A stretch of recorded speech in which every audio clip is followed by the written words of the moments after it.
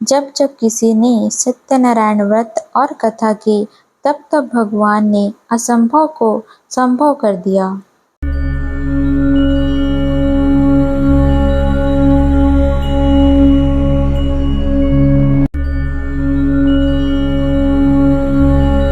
नमः श्री सत्यनारायण नमः। श्रद्धा और विश्वास से जो इस व्रत का पालन करता है, उसके जीवन के सभी दुख दूर होते हैं। आज हम सुनेंगे भगवान सत्यनारायण की कथा, एक ऐसी कथा जो हर मनुष्य के जीवन में सुख, शांति और समृद्धि लाती है। एक समय की बात है, एक गरीब ब्राह्मण था। वह दिन रात भिक्षा मांगकर जीवन यापन करता था। भिक्षाम देहि। एक दिन भगवान विष्णु ने नारद मुनि से कहा, हे नारद, श्रद्धा और भक्ति से सत्यनारायण व्रत करने वाला धन, सुख और संतान पाता है। ब्राह्मण ने व्रत किया। व्रत के पश्चात उसे धन, धान्य और सुख प्राप्त हुए। एक और कथा में आता है कि एक साधारण लकड़हारा जंगल से लकड़ियां खरीदकर जीवन चलाता था। एक दिन वह संयोगवश सत्यनारायण कथा में पहुंच गया। उसने मन लगाकर कथा सुनी और प्रण किया कि अगली कमाई से व्रत अवश्य करूंगा। भगवान की कृपा से उसकी आमदनी बढ़ी, परिवार में सुख शांति आई और धीरे धीरे वह संपन्न हो गया।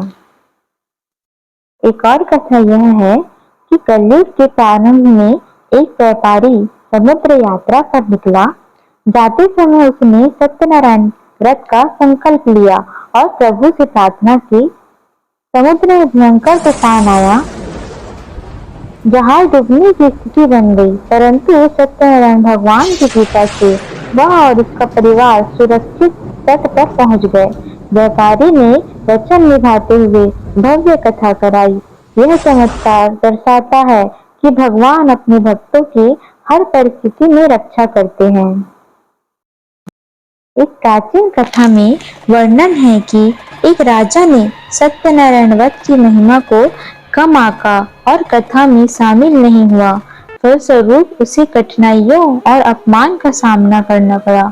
जब उसने पश्चाताप किया और श्रद्धा भाव से व्रत किया, तब भगवान ने उसका उद्धार किया और पुनः उसे सम्मान व राज्य की समृद्धि प्रदान की।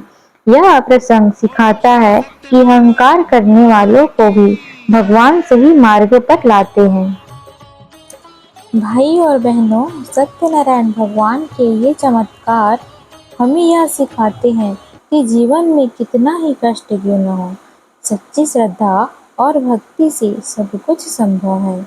जो मनुष्य नियमित रूप से सत्यनारायण व्रत करता है और कथा सुनता है, उसके जीवन से दरिद्रता, कलेश और दुख दूर हो जाते हैं।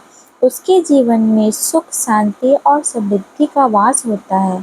आइए हम भी जीवन में एक बार अवश्य यह कथा को, यह व्रत को करें और प्रभु सत्यनारायण के चमत्कारों का अनुभव प्राप्त करें। सत्यनारायण भगवान की जय हो। अगर आपको यह दिव्य कथा अच्छी लगी हो तो इसे अधिक से अधिक शेयर करें और कथा सागर चैनल को सब्सक्राइब करना न भूलें। फिर मिलते हैं अगली कथा में।